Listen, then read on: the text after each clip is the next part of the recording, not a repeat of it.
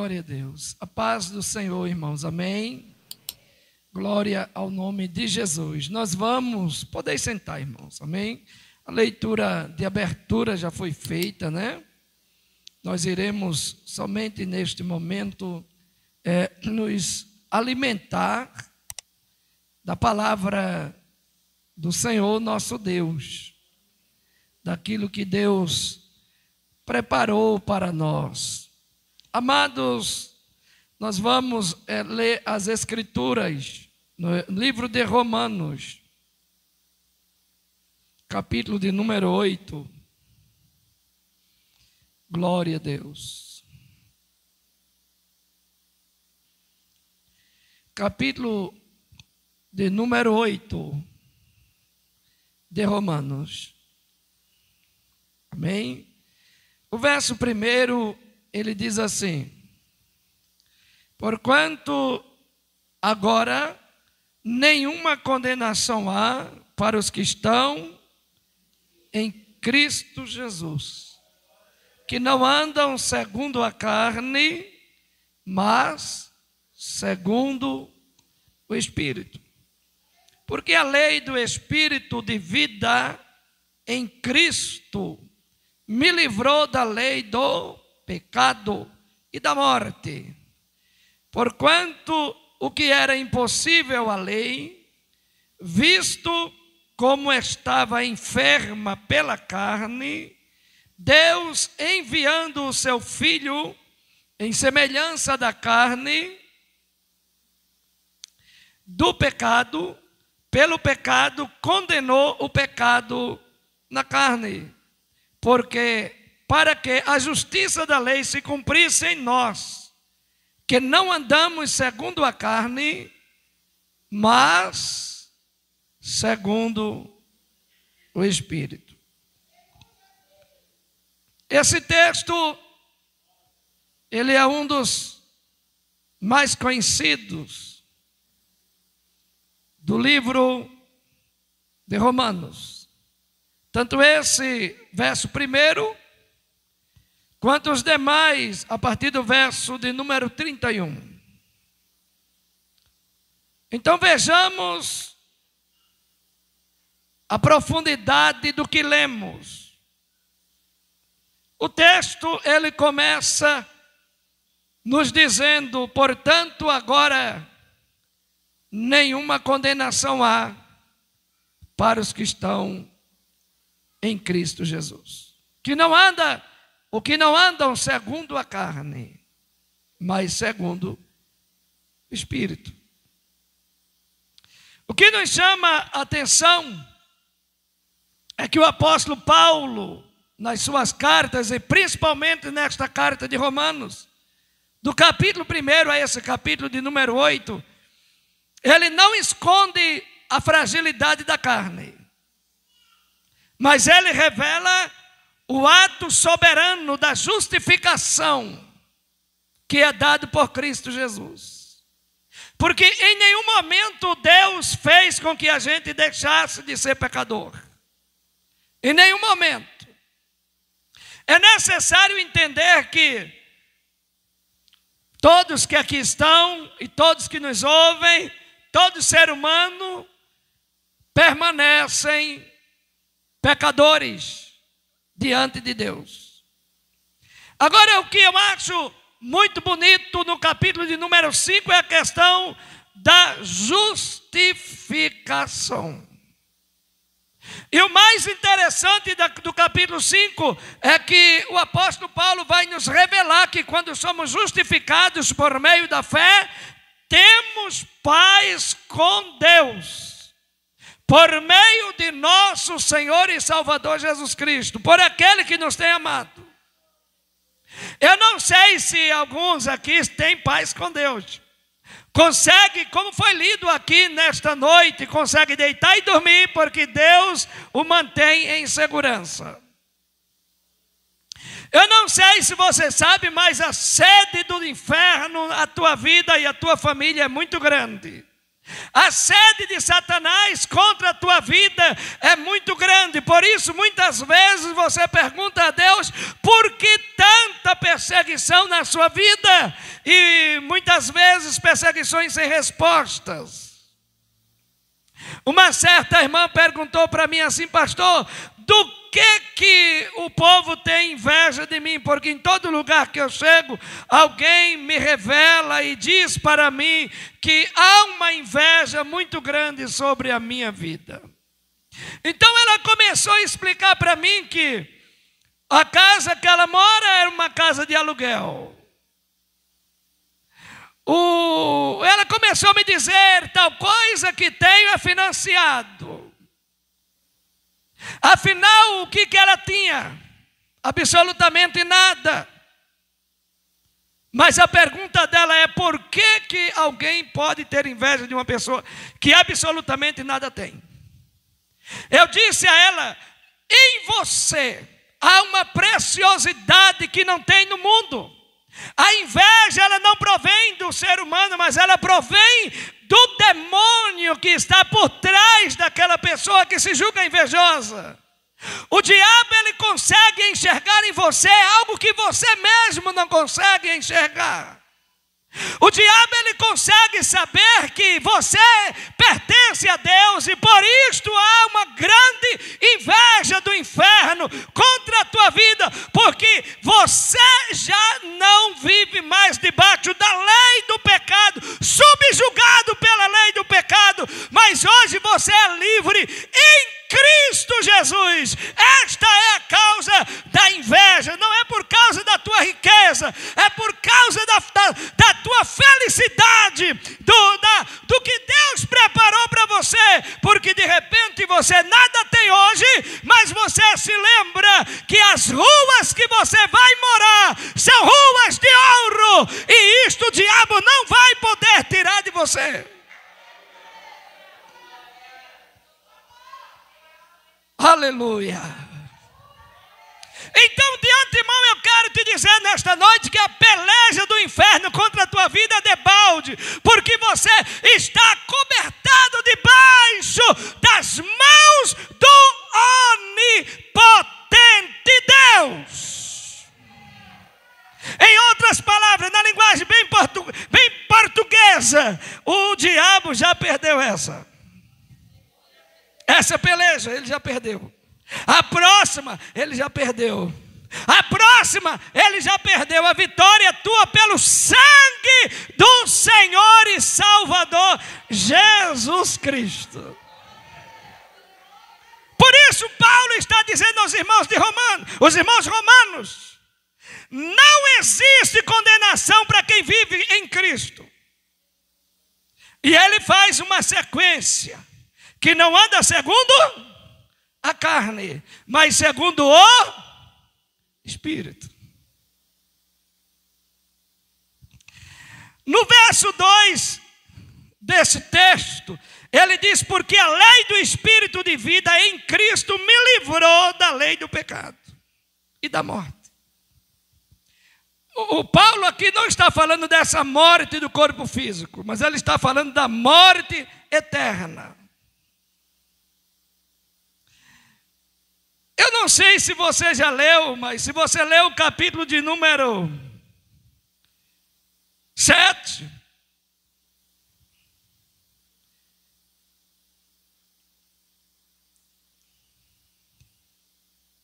a palavra vai nos dizer, a partir do verso de número 5, que: porque quando estávamos na carne, as paixões do pecado, que são pela lei, operavam em nossos membros, para darem fruto para a morte. Mais uma vez eu quero te falar que Paulo não está falando da morte do corpo, mas ele está falando da morte eterna, da morte do espírito. Pastor, o espírito morre? Não. O espírito não será dissipado, nem aniquilado, nem será morto.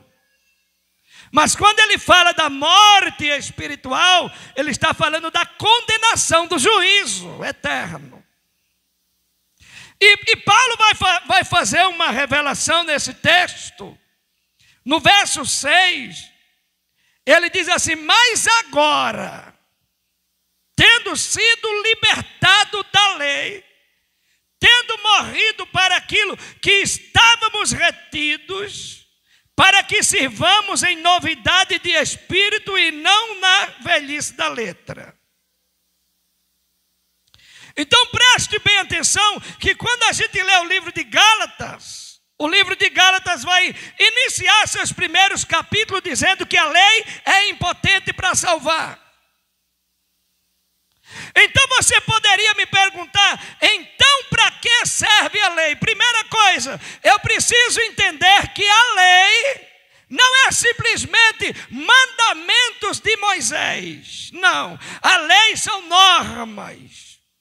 A lei são ordenanças que é posta por Deus para mostrar a fragilidade do ser humano. Porque se a lei é impotente para salvar, por que a lei existe? A lei existe para mostrar aonde está meu erro, para que eu me converta, para que eu me arrependa, para que eu sacrifique a minha carne para viver em comunhão pelo Espírito da graça.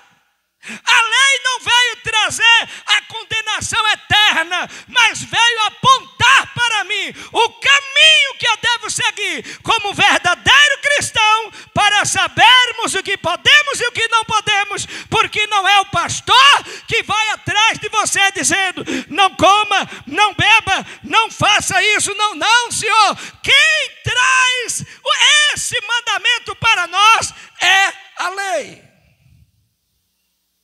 Mas a Bíblia vai me revelar a respeito da lei do Espírito de vida. A lei do Espírito de vida está associada à graça de Cristo, que agora tomou conta da minha vida. E eu não abandonei o pecado porque eu sou bom. Eu não abandonei o erro porque eu disse: eu vou me esforçar para ser santo. Não. Eu abandono o pecado porque eu recebi o espírito de liberdade. E quando eu recebo o espírito de liberdade, agora o pecado me gera náusea. Quando eu recebo o espírito de liberdade, eu recebi de Cristo a justificação e o perdão das minhas iniquidades. E agora, quando eu pratico a iniquidade, rapidamente eu me arrependo, porque dentro da minha alma gera nojo da iniquidade. E eu começo a imaginar: Deus, por que foi que eu pratiquei a iniquidade outra vez, sabendo que estava errado? Mas a palavra de Deus, ela vai nos dizer o seguinte: aquele que confessa seu pecado e deixa, alcançará misericórdia. Porque a justiça de Deus é acompanhada da misericórdia. Antes de voltar para o texto do capítulo 6, eu quero ler aqui com os amados irmãos exatamente a revelação da necessidade da lei estabelecer os parâmetros que eu devo seguir. No verso 7 do capítulo 7 diz: que diremos, pois? A lei é pecado? De modo nenhum. Mas eu não conheci o pecado senão pela lei, porque eu não conhecia a concupiscência. Se a lei não me dissesse: não cobiçarás. Se a lei não tivesse me informado que eu não devia cobiçar a casa do meu próximo, a família do meu próximo, o marido do meu próximo, a mulher do meu próximo, o carro do meu próximo, o jumento do meu próximo. Eu não chamei o próximo de jumento, eu falei de jumento que ele pode possuir. Se eu não tivesse esta lei de Deus como mandamento, eu não saberia exatamente o que fazer, porque afinal então eu estaria morto para a lei. Mas quando a lei, ela vem sobre mim, eu morro, e a lei permanece viva em mim. Agora, quando a lei é manifesta, ela diz para mim aonde eu estou errando. Então preste bem atenção. Precisamos do Evangelho da Graça. Porque o Evangelho da Graça é remissão de pecado, é perdão de pecado. O Evangelho da Graça é garantia de salvação. O Evangelho da Graça é garantia do poder de Deus manifestado à igreja. O Evangelho da Graça, ela garante a salvação eterna. Mas o Evangelho da Graça, como diz a palavra, que o Evangelho ele é a sombra que foi projetada da lei para a manifestação do Novo Testamento. Então nós entendemos que a graça é a concretização do projeto de Deus. E quando isso se concretizou? Quando Jesus morreu. Porque nós lemos aqui, meus amados, no capítulo 8, que no verso 3, ele diz assim: porquanto o que era impossível à lei, visto como estava enferma pela carne. Presta atenção. Por que a lei está enferma? A palavra enferma aqui significa fraca. A lei se torna fraca, porque ela não consegue concretizar o projeto. Qual era o projeto? Perdão, salvação, remissão. Mas a lei foi útil para mostrar aonde precisamos consertar. Nós não podemos viver sem lei, porque leis são normas, mas a concretização de todo esse projeto de Deus está na pessoa de Jesus. A lei se torna enferma na carne porque, por mais que eu queira praticar aquilo que é certo, eu sempre pratico aquilo que é errado. É isto que está no capítulo de número 7. Nós não lemos ele, não vamos ler ele inteiro, porque o assunto é muito longo. Mas o apóstolo Paulo vai dizer ali, depois você lê o capítulo 7 em casa. O apóstolo Paulo vai dizer assim: olha, todas as vezes que eu pretendo praticar o bem, quando eu vejo, eu já pratiquei o mal. Por mais santo que sejamos, de vez em quando aparece aí um problema de ordem espiritual. Por quê? Porque a carne é fraca. A carne vive debaixo da lei do pecado, e o espírito vive debaixo da lei de vida. A lei que gera vida. Agora é interessante, meus amados, entender uma coisa necessária, porque nós não conseguimos de maneira nenhuma nos libertar por conta própria. O homem que tenta se libertar por conta própria volta para o pecado. Por isso alguém pergunta: por que o pastor fulano de tal está desviado? Por que o missionário fulano de tal está desviado? Quem sabe ele lutou a vida toda para se santificar por conta própria, exerceu toda a sua força. Agora eu gostaria de falar a respeito da obra redentora de Cristo Jesus e a manifestação da graça por meio do Espírito Santo que é dado à igreja. No capítulo de número 7, no versículo de número 25, aliás, no verso de número 24, o apóstolo vai dizer: miserável homem que sou. Então aqui não tem ninguém forte, não. Aqui o camarada, quando ele começa condenando muito, você já viu crente condenando o outro? Você já viu crente que a vida do outro é sempre uma vida de pecado? Ele não consegue ver o Espírito de Deus em ninguém. O irmão está em pecado porque o irmão usa máscara. A irmã está em pecado porque não quer usar máscara. Ué, não dá para entender isso. Se um está em pecado porque usa, e o outro está em pecado porque não usa. A gente descobre que a pessoa que acusa muito, ela cometeu algum pecado no passado, que até hoje ela mesma não consegue se perdoar. Então ela foi perdoada por Deus, mas ela não se perdoa. Por que eu fiz? Por que eu fiz? Por que eu fiz? Então ela procura condenar alguém que está do lado dela. Todo mundo está errado, mas ela... Não é que ela está perfeita, não. É que ela não consegue se perdoar, então alguém precisa ir para o inferno junto com ela.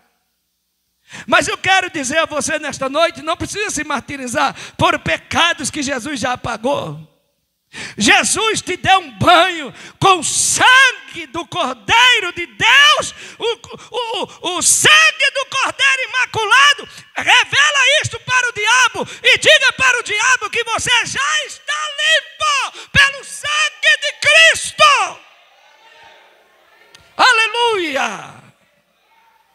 Pecados anteriores ao conhecimento da graça já ficaram para trás, minha filha.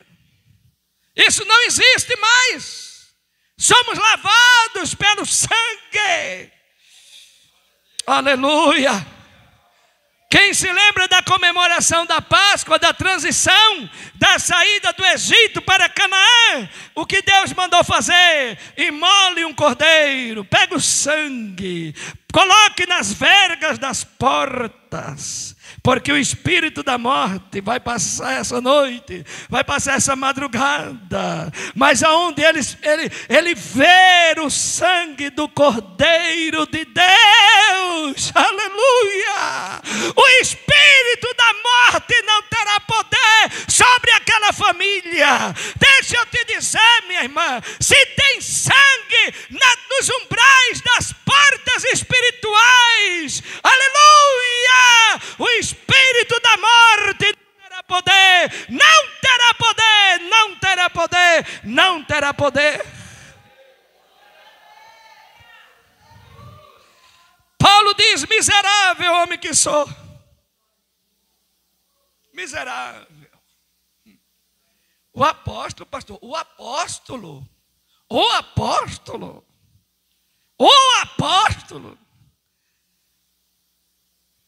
aqui tem muita gente grande, mas diante de Deus não tem gente grande não. Tem alguém comprido, né? Quase 2 metros, 2,5 metros, comprido, mas grande é Deus. Quem me faz orecandereva. Santo é Deus. Aleluia. Isaías disse: eu vi o Senhor sentado no alto e sublime, e os serafins voavam e diziam: santo, santo, santo. Essa glória pertence a quem, igreja? Essa glória pertence àquele que está sentado no alto e sublime trono. Ele é santo. E é a Ele que nós rendemos glória, é a Ele que rendemos graça. Aí no verso 25, Paulo diz assim, do capítulo 7, ele diz assim: dou graças a Deus por Jesus Cristo, nosso Senhor. Ele dá graça pela manifestação de Jesus, irmão. Se Jesus entrou na sua vida, dê graça. Se Jesus entrou na tua casa, dê graça. Se Jesus está no meio da tua família, dê graça. Porque não é pelos teus méritos, você não merece nada. Mas Cristo subiu a cruz do Calvário há 2000 anos atrás, e Ele já te via, Ele já sabia quem era você, Ele já tinha o teu nome escrito, Ele sabia que você estaria aqui, e a palavra de Deus declara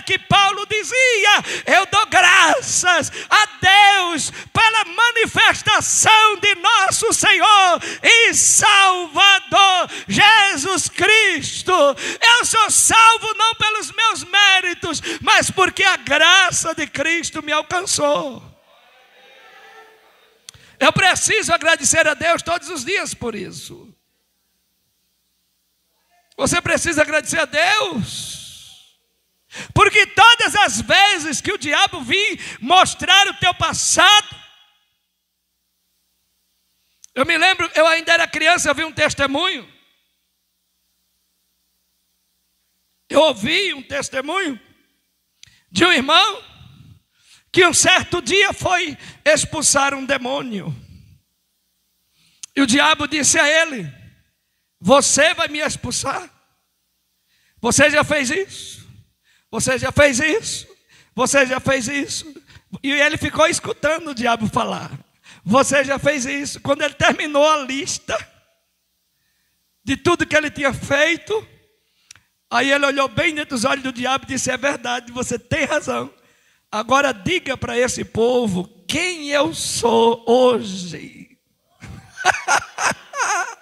O sangue de Jesus já tinha o lavado. O sangue de Jesus já tinha purificado a vida dele. Olhou para o diabo e disse: agora você vai sair, porque ele é quem lavou meus pecados. É isso que eu quero te dizer nesta noite: nenhuma condenação há para os que estão em Cristo Jesus, que não anda segundo a carne, mas que anda segundo o Espírito.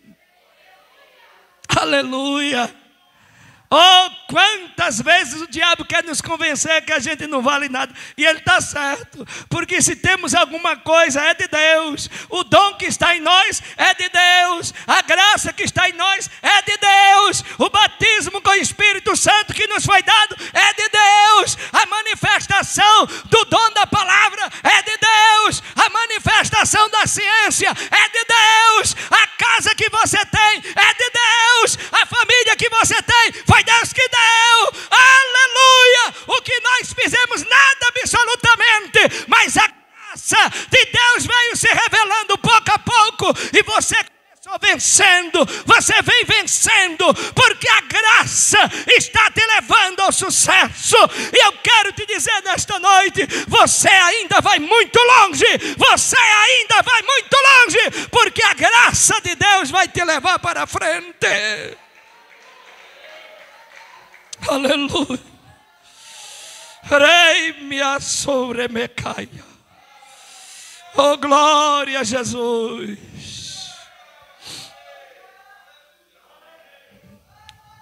Porque a lei está enferma na carne?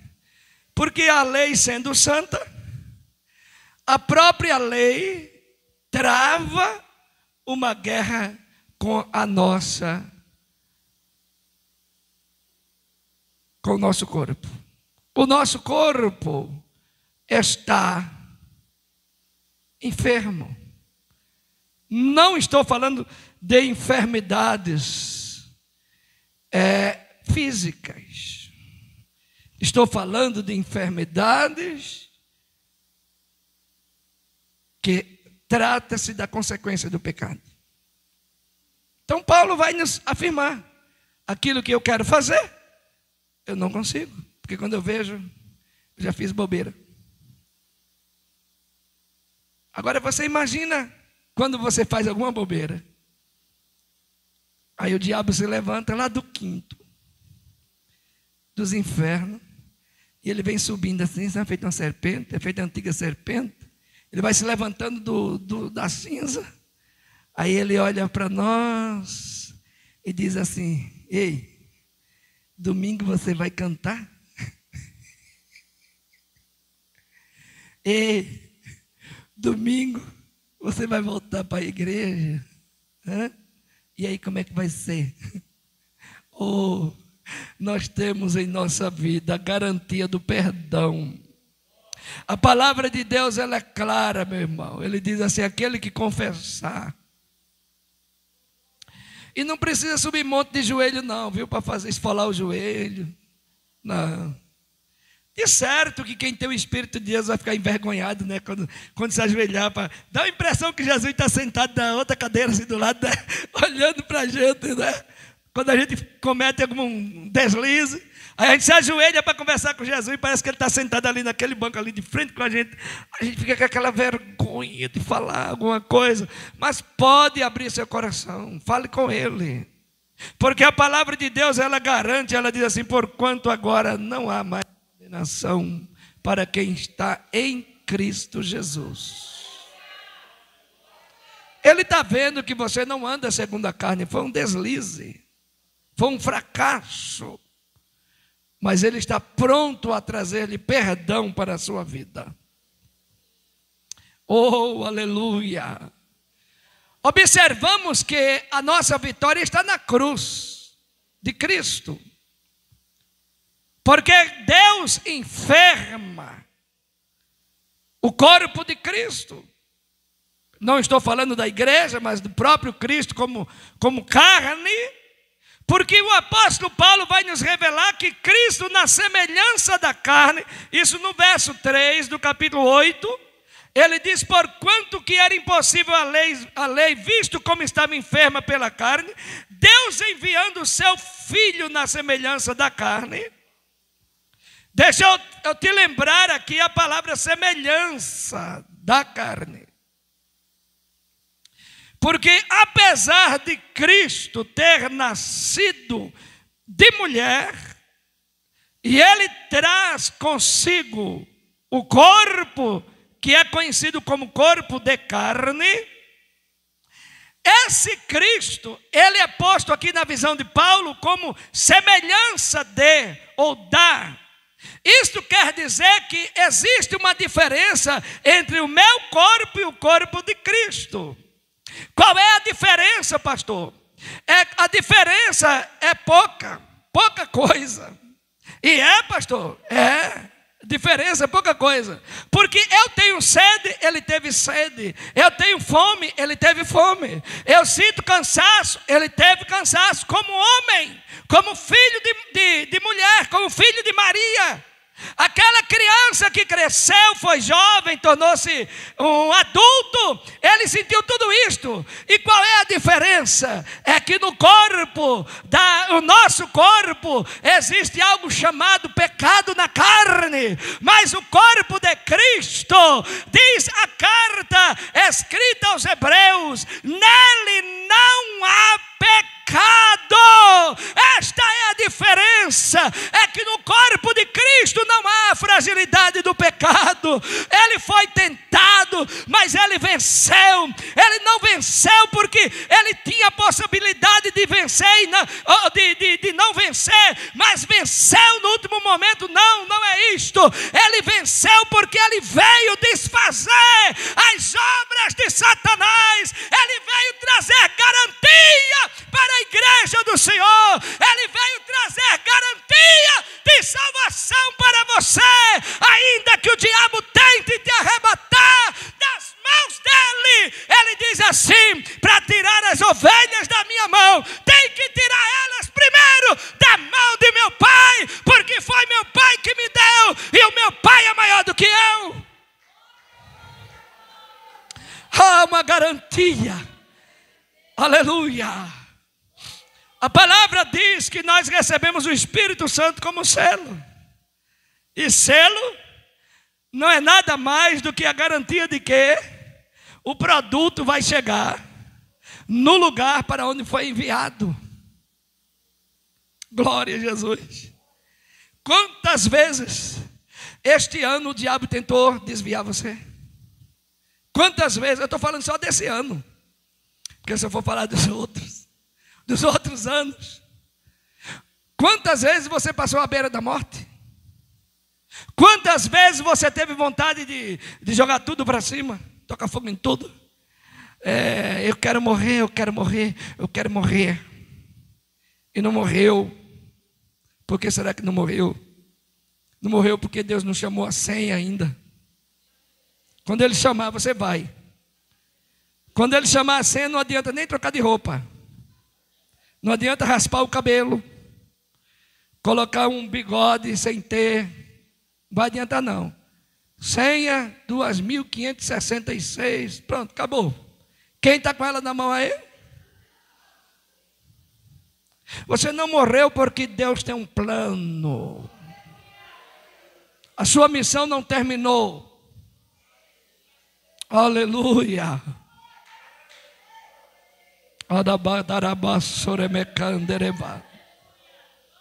Glória a Jesus. Aleluia. E Deus nos tem dado o Espírito por garantia, como selo da promessa.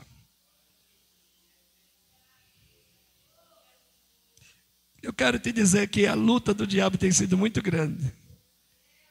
Eu não tenho nem dó, porque eu sei que ele não presta.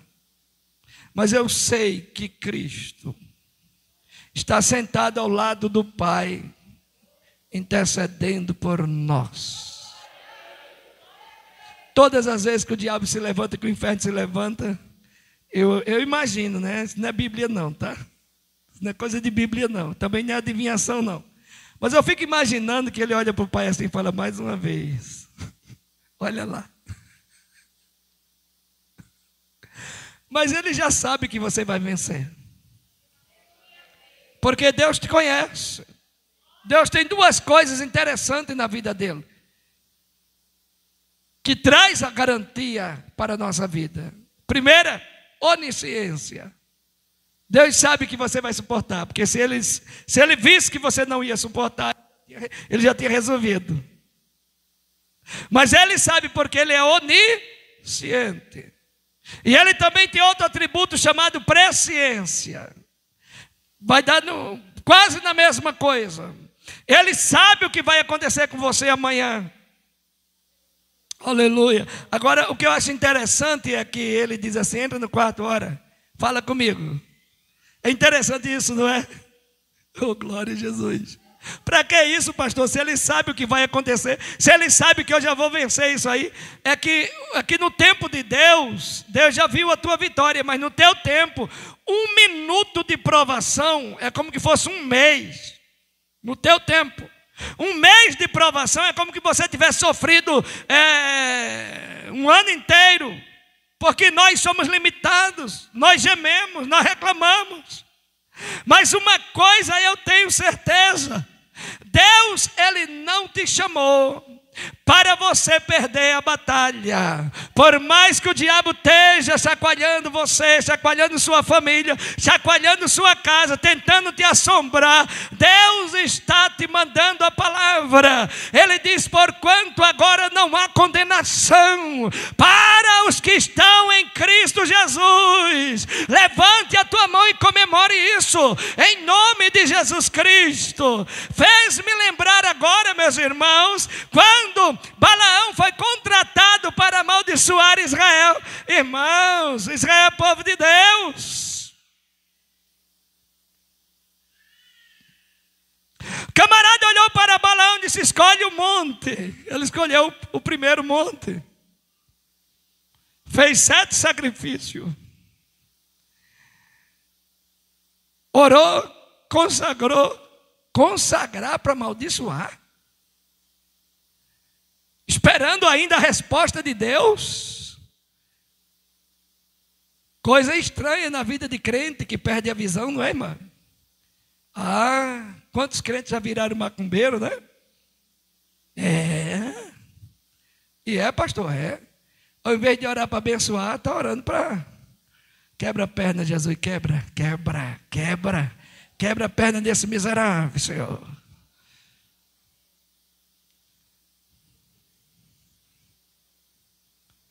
Diga para o diabo ouvir, não adianta, Satanás. Diga mais alto, não adianta, Satanás. Porque não há condenação para quem está em Cristo Jesus.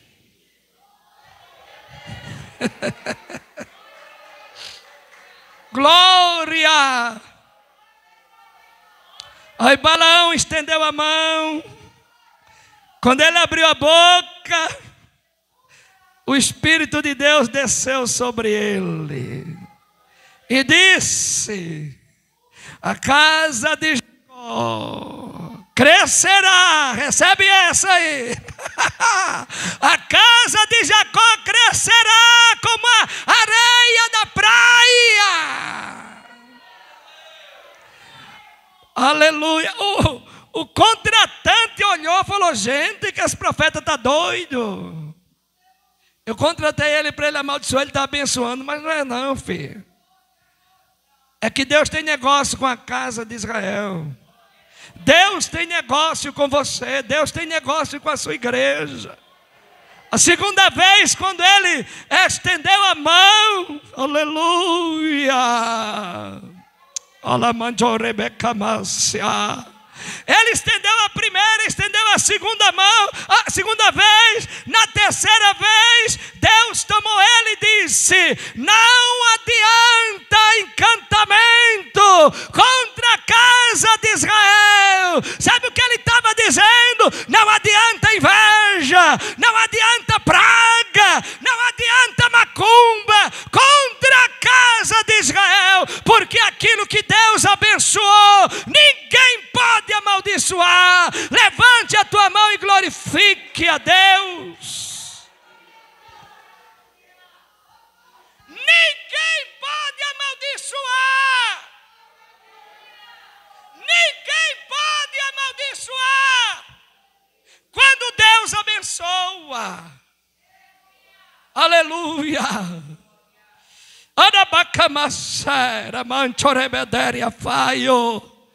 Ele vai resolver essa causa aí, minha filha. Vai resolver. Porque aquilo que parecia morte se transforma em vida. Quem está entendendo, dá glória. Aquilo que parecia morte se transforma em vida. Deus vai mostrar para você quem manda dentro da tua casa. Deus vai mostrar para você quem manda no meio da tua família.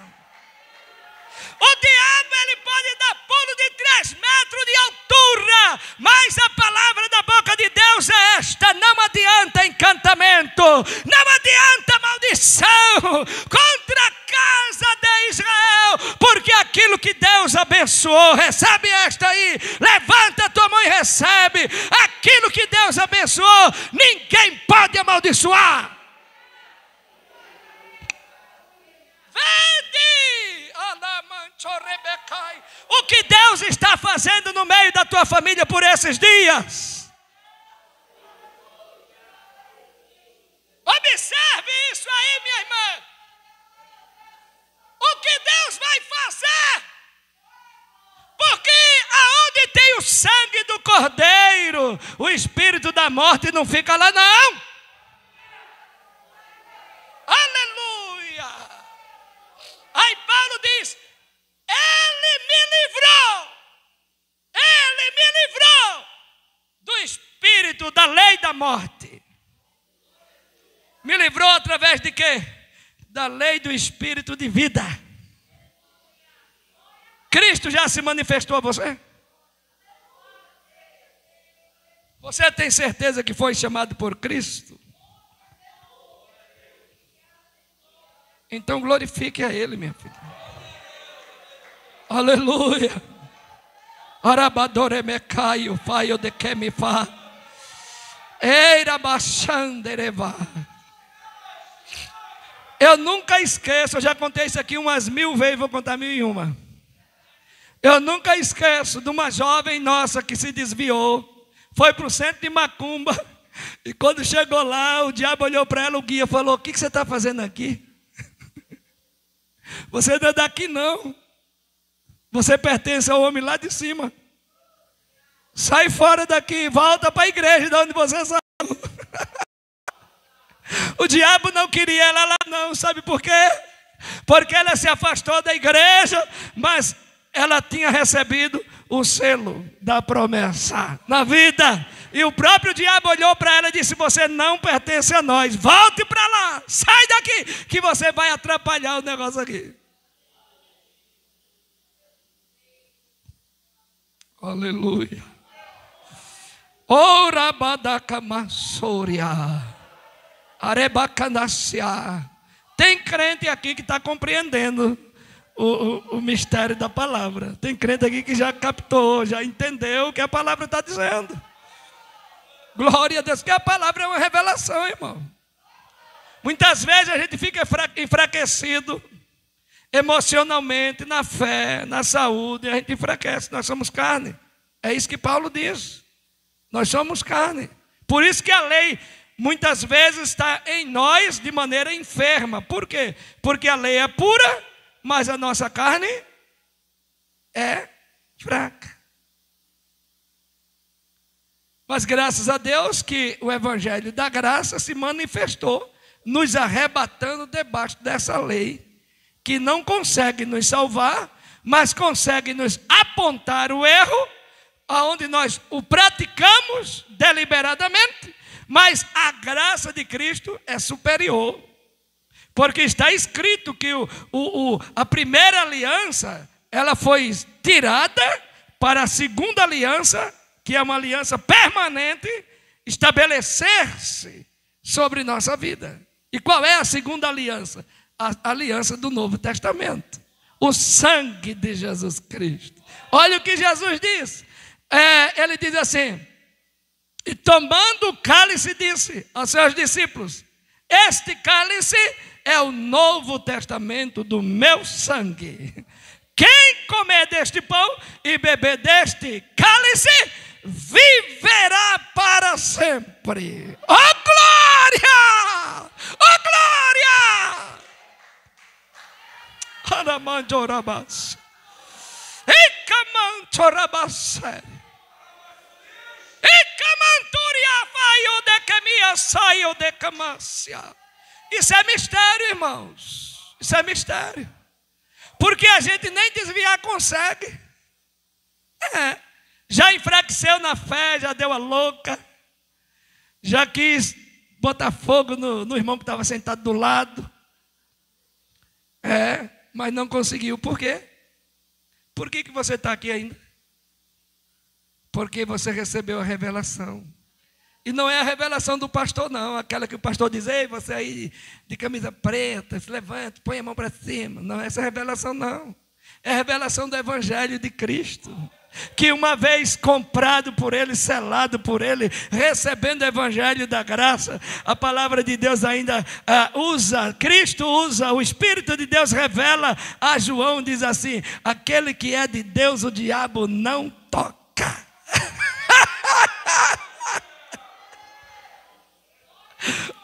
Você entende isso aí, minha irmã? Quem sabe você, muitas vezes falando de si: quem sou eu? Eu não valho nada. Aleluia. Oh, aleluia. Aleluia. Estou terminando a palavra. Gostaria de poder pregar mais um pouco, mas tem que terminar. Mas observe. Capítulo 8, verso 10 diz assim: e se Cristo está em vós, o corpo na verdade está morto por causa do pecado, mas o espírito vive por causa da justiça. Esse corpo que você tem aí os irmãos, me desculpe a expressão, mas o nosso corpo é podre. Nós estamos podres em vida. Frágil. Frágil. Mas o Espírito gera vida dentro de nós. Então aquilo que é morte torna-se vida. Aquilo que é frágil torna-se forte. Aquilo que estaria podre agora começa a ser regenerado.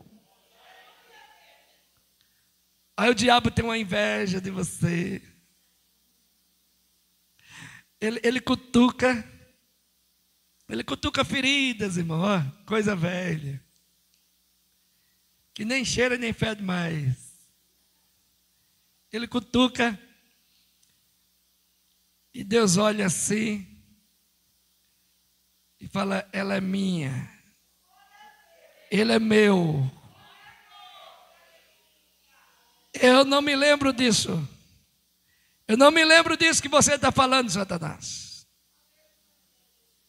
Eu já perdoei, já comprei, já paguei. Cristo pagou o preço.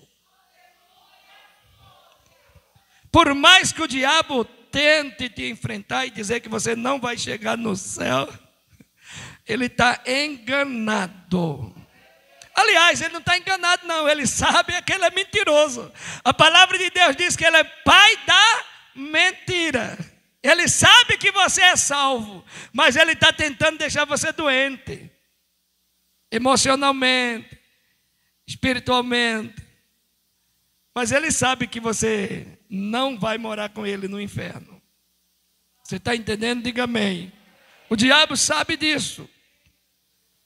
Terminando aqui a palavra, no verso de número 11, ele diz assim: se o espírito daquele que dentre os mortos ressuscitou a Jesus Cristo, aliás, se o espírito daquele que dentre os mortos ressuscitou a Jesus, habita em vós, ele, aquele que dentre os mortos ressuscitou a Cristo, também vivificará os vossos corpos mortais pelo seu Espírito que em vós habita. Deus irá nos arrancar do túmulo pós a morte, porque Ele nunca desistiu de nós. Vem aquele germe, acaba com tudo, sobra os ossos, arcada dentária, um pouquinho de cabelo. Eu acho que o meu não vão achar. Sobra a roupa, mas uma coisa que a gente tem certeza é que nós iremos nos levantar outra vez. E para a glória de Deus, nós não iremos nos levantar com essas dificuldades, esses defeitos físicos que temos. Nós não iremos nos levantar do túmulo cheio de ruga, com os lábios inchados, olhos esbugalhados, não. Nós vamos nos levantar em estado de glória. Aleluia. Andecamassúria, Aramandevaciá. Rei Miafaio de Camassúria, iremos nos levantar em estado de glória, de maneira que não haverá mais pranto, nem dor, nem tristeza, nem angústia, nem decepção, nem lágrima.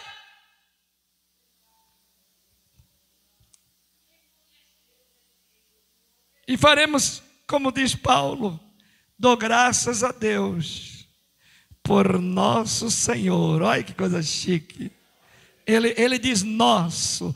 Ele está se referindo aos apóstolos e aos irmãos romanos a quem ele envia aquela carta. E nesta noite ele está falando conosco. Ele está falando, dou graças a Deus por nosso Senhor e Salvador Jesus Cristo. Eita, eu não sei se você pode dar graça, mas se puder, faça isto. Cite esse texto em alta voz, dizendo: dou graças a Deus por Jesus Cristo, o nosso Senhor. Que Deus te abençoe e te guarde. Aplauda a Deus.